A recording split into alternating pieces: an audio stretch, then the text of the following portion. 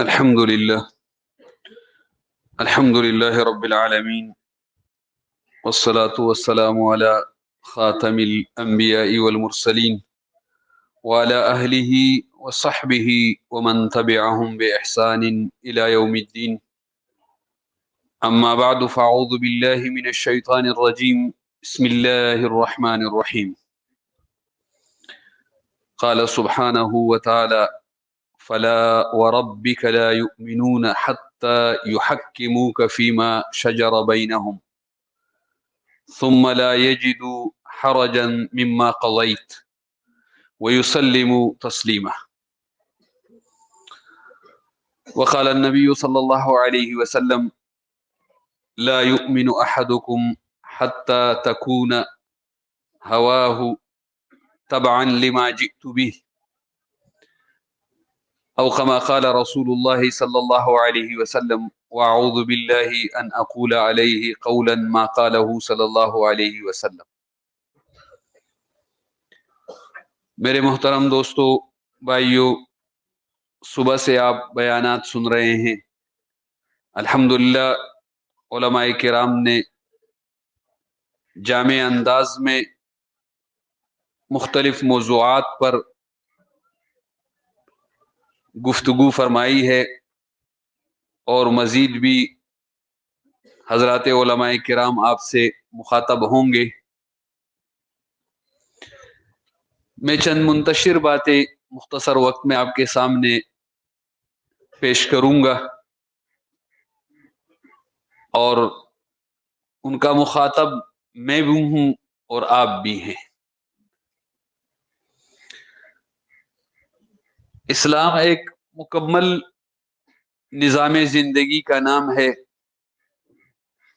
جس میں پیدائش سے لے کر موت تک انفرادی اور اجتماعی زندگی کے لیے تعلیمات موجود ہے. یعنی اسلام میں ہر فرد کے لیے بھی تعلیم موجود ہے، اور پورے معاشرے کے لیے بھی تعلیم موجود ہے، اور ہر لحاظ سے تعلیم موجود ہے. عبادات کی تعلیم بھی موجود ہے کہ میں نے نماز کیسے پڑھنی ہے، وضو کس طرح سے کرنا ہے، نماز کی کیا شرائط ہے، اور عبادات عقائد جو سب سے بنیاد ہے اس کی تعلیمات موجود ہے، اور معاشرت کی تعلیمات موجود ہے، معاملات کی تعلیمات موجود ہے، اور تنازعات کا حل اس کی تعلیمات موجود ہے. غرض یہ کہ اسلام نے ہماری زندگی کے تمام گوشوں کو بیان کیا ہے، اور بہت تفصیل سے بیان کیا ہے. ایسا دین ہے جس میں نبی کے بیٹھنے کے طریقے بھی محفوظ ہیں، کہ ہمارے نبی بیٹھنے میں کس طرح سے بیٹھتے تھے اور کس طرح سے بیٹھنے کو منع فرمایا ہے. اتنا جامع دین اللہ تعالیٰ نے ہمیں ایسا جامع دین دیا ہے، اور وہ محفوظ ہے. اللہ تعالیٰ ہمارے ان ائمہ کے قبروں پر کروڑوں رحمتیں نازل فرمائیں، جنہوں نے آپ صلی اللہ علیہ وسلم کی زندگی کے تمام گوشوں کو محفوظ کیا. تمام گوشوں کو، بہت باریک باریک چیزیں، بہت باریک چیزیں، ان کو بھی محفوظ کیا. ضرورت اس کی ہے کہ آپ صلی اللہ علیہ وسلم کی زندگی جو ہمارے سامنے ہے، آپ کی تعلیمات جو ہمارے سامنے ہیں، وہ ہماری زندگی میں آ جائیں. تو الحمدللہ کافی حد تک تو عبادات کی شکل میں، عقائد کی شکل میں، بہت ساری چیزوں میں الحمدللہ امت مسلمہ کا عمل ہے، جہاں ان کا اختیار ہے. اور ایک بہت بڑا حصہ ایسا بھی ہے، بہت بڑا حصہ دین کا ایسا بھی ہے کہ اس پر عمل بھی نہیں ہے، اور اس بدعملی کا احساس بھی نہیں ہے. جیسے ابھی حضرت فرما رہے تھے کہ وہ عمل بھی نہیں ہے اور اس عمل نہ ہونے کا احساس بھی نہیں ہے، اور اس میں ہم جیسے دوسری دنیا چلتی ہے ہم بھی اسی روش پر چل پڑتے ہیں، جبکہ ہمارے پاس قرآن و حدیث کی تعلیمات موجود ہے، وہ ہمارے دین کا وہ حصہ ہے جس کو ہم غیر ضروری سمجھتے ہیں، حالانکہ وہ ہمارے دین کا ایک حصہ ہے، اور اللہ تبارک و تعالیٰ نے فرمایا ہے کہ تم مکمل دین میں داخل ہو جاؤ، مکمل دین میں داخل ہو جاؤ، یعنی تمہارے عقائد بھی قرآن و سنت کے مطابق ہو، تمہاری عبادت بھی قرآن و سنت کے مطابق ہو، تمہاری معاشرت بھی قرآن و سنت کے مطابق ہو، تمہارے معاملات بھی قرآن و سنت کے مطابق ہو، اور اگر تم آپس میں تمہارے جھگڑے اور تنازعات ہو ان کا حل بھی قرآن و سنت کے مطابق ہو، تو عبادات عقائد اس حد تک تو الحمدللہ ہمارے معاشرے میں کچھ نہ کچھ شکلیں ہیں، لیکن جب معاملات آ جاتے ہیں تو معاملات میں مسلمانوں کا ایک بڑا طبقہ یہ سمجھ رہا ہے کہ یہ تو وہی کہہ رہے ہیں، زبان سے نہیں کہتے ہیں تو عمل سے کہتے ہیں کہ الصلاۃ کا تأمرنا الا نفعل فی اموالنا ما نشاء، نماز اور معیشت کا کیا جوڑ ہے، نماز کا کاروبار کے ساتھ کیا تعلق ہے؟ کاروبار تو ہم مارکیٹ کو دیکھ کر کرتے ہیں، جیسے مارکیٹ کا رخ ہے اس طرح ہم بھی چلتے ہیں، جس طرح دنیا والے کرتے ہیں ہم بھی اس طرح سے کرتے ہیں، یعنی وہ یہ نہیں سمجھتے، عملاً یہ کہہ رہے ہیں کہ ہمارے نماز کا ہماری تجارت سے کوئی تعلق نہیں ہے، حالانکہ احادیث میں جیسے یہ آیا ہے رحم اللہ عمران صلی اربعا قبل العصر، کہ اللہ تعالیٰ رحمت فرمائے اس شخص پر جو عصر کی نماز سے پہلے 4 رکعتیں نفل پڑھتا ہے، اللہ کے رسول کی دعا ہے۔ اسی طریقے سے اللہ کے رسول صلی اللہ علیہ وسلم نے دعا فرمائی ہے رحم اللہ عمران باع سمحن واشترى سمحن قضا سمحن واقتضى سمحا، کہ سماحت صدر کے ساتھ یعنی کشادہ سینے کے ساتھ خریدتا ہے، کشادہ سینے کے ساتھ بیچتا ہے، اگر اس پر کسی کا قرض ہو تو کوشش کرتا ہے کہ وقت آنے سے پہلے دے، اور اگر وہ کسی سے تقاضا کرتا ہے تو اچھے طریقے سے خوبصورت طریقے سے تقاضا کرتا ہے، اللہ تعالیٰ اس شخص پر رحم فرمائے، یعنی جیسے نماز والے کے لیے دعا کی تھی اس طرح سے اس کے لیے بھی دعا فرمائے۔ تو اس سے معلوم ہوا کہ یہ بھی ایسا ہی بڑا کام ہے اور دین کا حصہ ہے جیسے یہ نماز دین کا حصہ ہے، اور اس معاملے میں ایک آسان بات جیسے ابھی حضرت عزیزہ فرما رہے تھے کہ محاسبہ، تو اس کا محاسبہ تو یہ ہے کہ آپ شروع سے لے کر آخر تک اپنے سارے کام کو کسی عالم دین کے سامنے پیش کرے کہ میں اس طرح سے خریدتا ہوں، اس طرح سے بیچتا ہوں، یہ میری زندگی ہے، یہ میری آمدن ہے، اس طرح سے کرتا ہوں، وہ آپ کو بتا دے گا کہ کیا حلال ہے، کیا حرام ہے، کیا جائز ہے، کیا ناجائز ہے، کیا سود ہے، اس میں کیا منافع ہے، کیا سود ہے، کیا ایسا تو نہیں ہے کہ آپ نفع سمجھ کر لے رہے ہوں اور وہ سود ہو،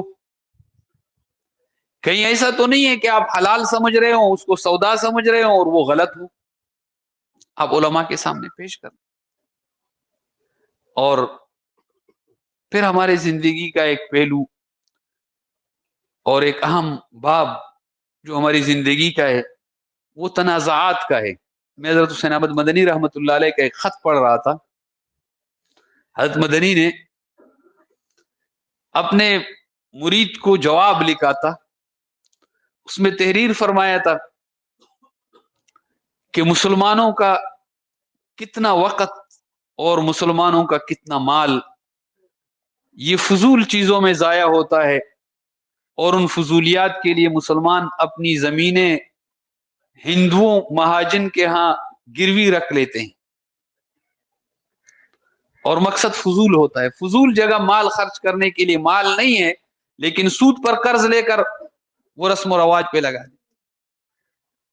تو رسومات ہے جو ہمارے مسلمان معاشرے کے لیے, مسلمانوں کے لیے بت بنے ہوئے ہیں, اس کی ہم پوجا کرتے ہیں. یعنی سنت کے مقابلے میں رسم آ جاتا ہے تو ان رسومات میں ہمارا وقت بھی صرف ہوتا ہے, ہمارا مال بھی صرف ہوتا ہے, اور ہم اس کو پوچھتے ہیں جیسے بت کو پوچھتے ہیں, حالانکہ اس کے مقابلے میں سنت ہمارے سامنے ہوتی. سنت موجود ہے لیکن رسم میں کیا کروں, اس کو رسم کو پورا کروں. اس لیے میرے عزیزوں, میرے دوستوں, میرے بھائیوں, ان معاملات میں یہ ہمارے دین کا حصہ ہے کہ ہم زندگی کا یہ گوشہ جس میں ہم رسومات کے پیچھے چلتے ہیں اور اس کہنے سے ڈرتے ہیں کہ لوگ کیا کہیں گے. اگر سنت پر عمل کرتے ہوئے لوگ ہمیں کچھ کہیں تو کہنے دے. اور اسی طریقے سے ہمارے تنازعات ہے. معاشرے نے ترقی ضرور کی ہے لیکن یہاں ہم ایک دھوکے میں پڑتے ہیں. ترقی کا مطلب یہ نہیں ہے کہ وہ جو بنیادی چیزیں ہیں وہ تبدیل ہوئی ہیں. بنیادی چیزیں تبدیل نہیں ہوئی ہیں, اسباب وسائل تبدیل ہوئے ہیں. وسائل ضرور تبدیل ہوئے ہیں لیکن بنیادی چیزیں تو وہی ہے. جیسے پہلے زمانے میں لوگ خرید فروخت کرتے تھے, اب بھی کر رہے ہیں. پہلے زمانے میں لوگ سفر کرتے تھے, اب بھی کر رہے ہیں. سفر کا ذریعہ تبدیل ہو گیا ہے. لین دین پہلے زمانے میں بھی لوگ کرتے تھے, اب بھی کرتے ہیں, ذرائع تبدیل ہو گئے ہیں.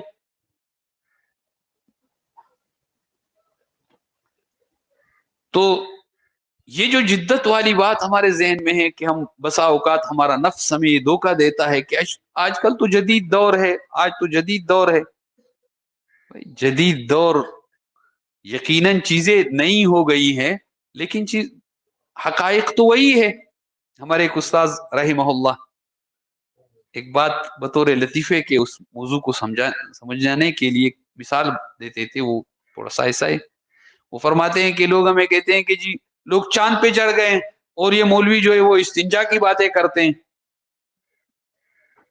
آسمان پہ چڑھ گئے, چاند پہ چڑھ گئے, مریخ تک پہنچ گئے اور یہ استنجا کی باتیں کرتے ہیں. تو عمر رضا شیخ فرماتے ہیں کیا مریخ پہ جانے والا وہ اپنے ساتھ استنجا کی ذرائع ساتھ نہیں لے جاتا؟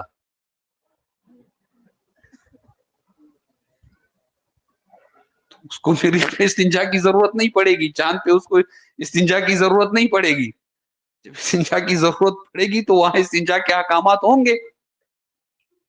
تو یہ ایک دھوکہ ہے ان ہمارے نفس کا بھی اور اس میں پھونک مارنے والوں کا بھی کہ جی جدید دور ہے, اب وہ قدیم باتیں نہیں چل سکتی, اب یہ جدید دور ہے, اب جدید ماحول ہے. شریعت کا جو حکم ہے وہ ہر جگہ حکم ہے. میں اس کر رہا تھا کہ ہماری زندگی کا وہ حصہ جو ہمارے آپس میں تنازعات سے متعلق ہے, قرآن کریم نے اس کی ہمیں تعلیم دی ہے. ہمارا بہت بڑا وقت اور بہت بڑی صلاحیتیں اور دشمنیاں یہاں سے جنم لیتی ہے جب ہمیں آپس میں تنازع ہو جاتا ہے. اور تنازع ہو جانا یہ عیبنے کی بات نہیں ہے, یہ تو انسانی معاشرے میں ہوتا ہے. ایک چیز کو میں سمجھتا ہوں یہ میرا حق ہے, دوسرا سمجھتا ہے کہ یہ میرا حق ہے, اس پر تنازع تو ہوگا.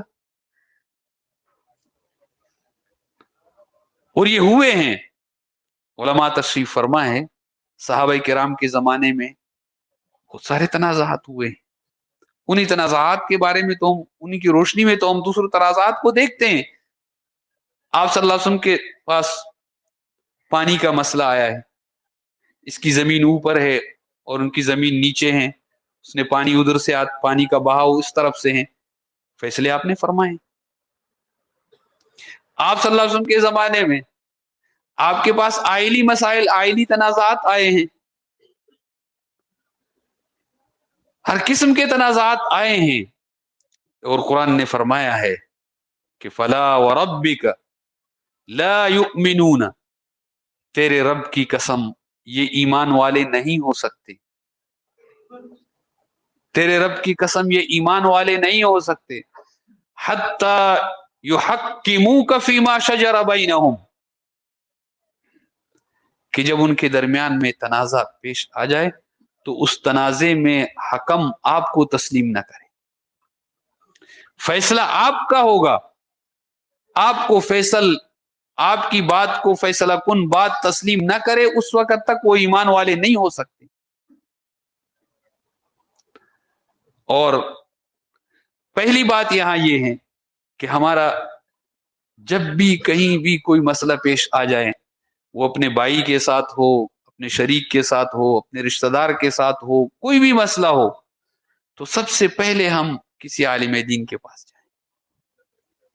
آپ صلی اللہ علیہ وسلم تو دنیا میں تشریف اس وقت موجود نہیں ہے، لیکن آپ کے ورثہ ہے، آپ نے فرمایا العلماء ورثۃ الانبیاء، تو وارث کا کیا مطلب ہے؟ معاشرے پر قیادت اور سیادت آپ صلی اللہ علیہ وسلم کے ورثہ کا ہے، ان کا حق ہے،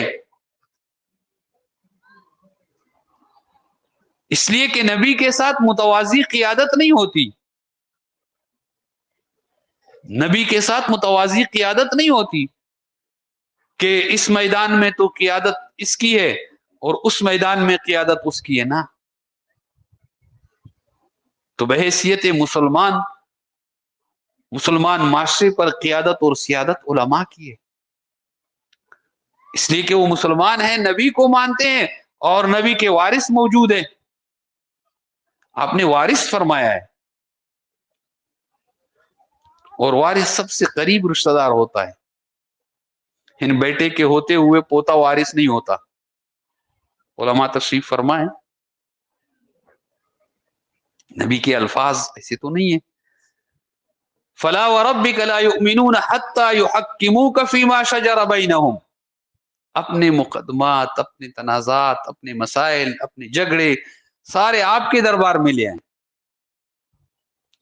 میرے بھائیوں، میرے دوستو، اگر مسلمان آج اس پر آ جائے اور یہ ہمارے بس میں ہے، ہمارے اختیار میں ہے، حضرت مفتی محمود رحمۃ اللہ علیہ کا قول ہے کہ 80% مسائل ایسے ہیں، 80% مسائل کہ وہ مسلمانوں کے بہت آسانی سے حل ہو سکتے ہیں، لیکن اس پر مسلمان کا وقت، مال، دشمنی اس پر چل رہی ہے اور ضائع ہو رہا ہے، وقت بھی، مال بھی، اور اس کے نتیجے میں کچھ ہاتھ آتا بھی نہیں، اس لیے کہ وہ اللہ اور اللہ کے رسول کے دربار کو چھوڑ کر کہیں اور چلے جاتے ہیں اور وہاں سے اس کو کچھ نہیں۔ فلا وربک لا یؤمنون حتی یحکموک فیما شجر بینہم ثم لا یجدوا فی انفسہم حرجا مما قضیت، پھر جب اس دربار سے فیصلہ آ جائے، ثم لا یجدوا فی انفسہم حرجا مما قضیت، پھر وہ دل میں تنگی نہ پائے کہ کیسا فیصلہ ہوا، یہ کس طرح سے ہوا۔ ہمارے الحمدللہ بعض علاقوں میں یہ رواج ہے کہ فیصلے علماء سے کراتے ہیں، علماء کے پاس جھگڑے لے جاتے ہیں، علماء سے کہتے ہیں ہمارا فیصلہ کرو، یہ الحمدللہ یہ شعور ہے، یہ احساس ہے بعض علاقوں میں، لیکن وہاں ایک بیماری بھی ہے، بیماری یہ ہے کہ جب فیصلہ ہو جاتا ہے پھر کہتے ہیں یہ مولوی صاحب نے بالکل غلط فیصلہ کیا ہے، یعنی فیصلہ لے جانے سے پہلے تو اس مولوی صاحب کی کرامت بیان کرتے ہیں، پھر جب وہ فیصلہ اس کی طبیعت کے خلاف آتا ہے پھر کہتے ہیں کہ یہ مولوی صاحب نے غلط فیصلہ کیا ہے۔ ثم لا یجدوا فی انفسہم حرجا مما قضیت، پھر اس فیصلے سے دل و جان سے اس کو تسلیم کر دیں، بالفرض، ہم فرض کرتے ہیں، آپ نے کسی مولوی صاحب کے پاس جا کر، کسی عالم دین کے پاس جا کر کہا کہ بھائی شریعت کے مطابق ہمیں، قرآن و سنت کے مطابق ہمیں فیصلہ کر لو، اس نے فیصلہ کر لیا، بالفرض اس نے غلطی کی ہے، تو اگر جان بوجھ کر غلطی کرتا ہے وہ تو اس کا کام ہے، آپ تو اس پر کہ آپ اللہ کے رسول کے دربار میں آئے، آپ کو یہاں سے فیصلہ ملا، آپ کے لیے اس میں دنیا اور آخرت کی خیر ہے، وہ ان کا معاملہ ہے، ان کے لیے پھر الگ تعلیمات ہے، الگ چیزیں، عام کے عوام الناس کے لیے تو یہ حکم ہے کہ پہلے آپ اپنا قضیہ، اپنا مسئلہ تو وہاں لے جاؤ۔ ثم لا یجدوا فی انفسہم حرجا مما قضیت ویسلموا تسلیما، پھر دل و جان سے تسلیم۔ کہ آپ کا کسی کے ساتھ کوئی مسئلہ ہے، کوئی تنازع ہے، کسی قسم کی بات ہے، چاہے وہ آئلی مسائل ہے، آئلی مسائل آپ صلی اللہ علیہ وسلم کے پاس آئے. ایک صحابی آپ صلی اللہ علیہ وسلم کی دروازے پر آتی ہے، بعض روایت میں فجر کی نماز کا ذکر ہے کہ آپ فجر کی نماز کے لیے نکل رہے تھے. خاتون، ایک کون ہے؟ کہا سہلہ بنت فلاں فلاں. آپ نے اس کی بات سنی اور خاوند کی شکایت کر رہی تھی، خاوند کو بلایا. آپ اس بات پر پہنچ گئے کہ ان کا نباہ نہیں ہو سکتا، تو خاوند سے کہا کہ آپ اس کو چھوڑ دو گے؟ اس نے کہا میں نے ایک باغ مہر میں دیا ہے اس کو. اس سے کہا آپ مہر آپ واپس کر دو گے؟ انہوں نے کہا میں واپس کر دوں. کہا چھوڑ دوں گا. ٹھیک ہے، فیصلہ ہو گیا. اس لیے میرے عزیزوں، میرے دوستوں، میرے بھائیوں، کسی بھی قسم کا تنازع ہو تو سب سے پہلے ہم اللہ اور اللہ کے رسول کے دربار میں چلے جائیں. وہاں سے ہم کسی عالم دین کے پاس جائیں، اپنے جو آپ کا مخالف فریق ہے، وہ آپ کا بھائی ہے، آپ کا رشتہ دار ہے، آپ کا شریک ہے، کوئی بھی ہے، سو کو بھائی دیکھو آپ بھی مسلمان ہے، میں بھی مسلمان ہوں، آپ بھی قرآن کو مانتے ہیں، میں بھی قرآن کو مانتا ہوں، تو کیا قرآن میں میرے اور آپ کے مسئلے کا حل نہیں ہے؟ کیا احادیث کی اتنی بڑی بڑی کتابیں، اتنے بڑے بڑے علماء، اس میں ہمارے مسئلے کا حل موجود نہیں ہے؟ ان کے پاس نہیں ہے ہمارا حل. میں وہاں جا کر اپنا حل اس کو بتا دوں، مسئلہ ان کو بتا دوں، وہ فیصلہ کریں، میں سینے پہ ہاتھ رکھوں کہ الحمدللہ یہ میرے رب اور میرے رسول اور میرے نبی کا فیصلہ ہے، اور میرے نبی کے وارث کے توسط سے مجھے فیصلہ مجھے قبول ہے. بقول حضرت مفتی محمود رحمت اللہ علیہ کے 80% مسائل ایسے ہیں کہ جو اس طرح سے حل ہو سکتے ہیں. تو اس لیے میرے عزیزوں، میرے دوستوں، میرے بھائیوں، آپ سے میری درخواست ہے کہ اس طرح معاملات میں علماء سے رجوع کیا جائے. اور آپ خوش نصیب ہے، سعادت مند ہے جس معاشرے میں آپ ہیں. اس معاشرے میں قدم قدم پر جگہ جگہ الحمدللہ علماء موجود ہے، مدارس موجود ہے، مفتیان کرام موجود ہے، دارالافتاءات موجود ہے، یہ ساری چیزیں ہیں. لیکن ہماری نادانی ہے کہ ہمیں یہ تو پتا ہے کہ پیٹرول ہمیں پیٹرول پمپ سے ملے گا. چھوٹے بچے کو بھی پتا ہے کہ پیٹرول پمپ سے پیٹرول ملتا ہے. میرے خون کا جو ٹیسٹ ہے وہ لیبارٹری میں ہوگا، یہ مجھے پتا ہے. معاشرے کے ہر فرد کو پتا ہے. معاشرے کے بڑے سمجھدار لوگ یہ نہیں سمجھتے کہ میرے آئلی مسائل کہاں حل ہوتے ہیں. ہمارے پاس یہ آئے ہیں، ایک آدمی میراث کی تقسیم کے لیے وہ وہاں گیا ہے وکیل کے پاس، اور وکیل جو ہے پھر وہ اس کو ادھر لے جاتا ہے، پھر وہاں سے وہ آ جاتا ہے کہ بھائی تم فتوا لے کر آؤ، اس کے مطابق ہم فیصلہ کریں. لیکن اس کو یہ بھی پتا نہیں ہے کہ یہ مسئلہ میرا کہاں حل ہوگا. اس لیے میرے عزیزوں، میرے دوستوں، میرے بھائیوں، اس بات کی ضرورت ہے، قرآن حدیث میں ہمارے تمام زندگی کے تمام گوشوں کا حل موجود ہے، اور وہ حل ان لوگوں کے پاس ہے جو قرآن و سنت کو جانتے ہیں. اور دوسری اور آخری بات یہ کہ یہ جو ہمارا دور ہے اس وقت، جو خاص کر سیزن ہے، یہ نیکیوں کے تباہ کرنے کا سیزن ہے. اس میں نیکیاں برباد ہو جاتی ہیں. ہم لوگ زبان سے ایسی باتیں کہہ دیتے ہیں، ایسی، آج کل تو میڈیا کا زمانہ ہے، ایسی بات لکھ کر پھیلا دیتے ہیں جس سے ہماری دنیا اور آخرت برباد ہو جاتی ہے. کسی کا فائدہ نقصان ہوتا ہے وہ اپنی جگہ پر، لیکن ہم اپنی آخرت برباد کر دیتے، ہماری اپنی آخرت تباہ ہو جاتی ہے. حضرت ابو ہریرہ رضی اللہ عنہ کا قول ہے، ایک حدیث بیان کرنے کے بعد، جس نے قسم کھائی تھی کہ اللہ تعالیٰ اس کی مغفرت نہیں فرمائیں گے، اللہ تعالیٰ نے پھر اس آدمی کی مغفرت فرما دی قسم کھانے والے کے لیے. جہنم کا فیصلہ ہوا تو حضرت ابو ہریرہ رضی اللہ عنہ نے فرمایا کہ قال کلمۃ اوبقت دنیا ہوا آخر، اس کہنے والے نے ایک بول بولا، اس بول نے اس کی دنیا بھی برباد کر دی، آخرت بھی برباد کر دی.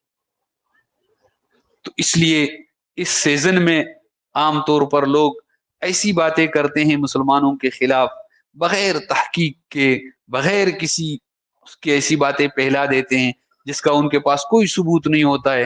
ایسی باتیں کرتے ہیں جس سے لوگوں کا دل دکھتا ہے، ایسی چیزیں بنا کر آگے بیچتے رہتے ہیں جس سے ہزاروں انسانوں کا دل دکھتا ہے. میرے دوستوں، میرے بھائیوں، ان چیزوں سے اپنے آپ کو روکنا چاہیے. اور خاص کر دین اور اہل دین کے خلاف اس وقت باطل پورا منہ کھول کر لوگوں کو بدزن کرتا ہے. پورا منہ کھول کر علماء کے خلاف زہر معاشرے میں برتے.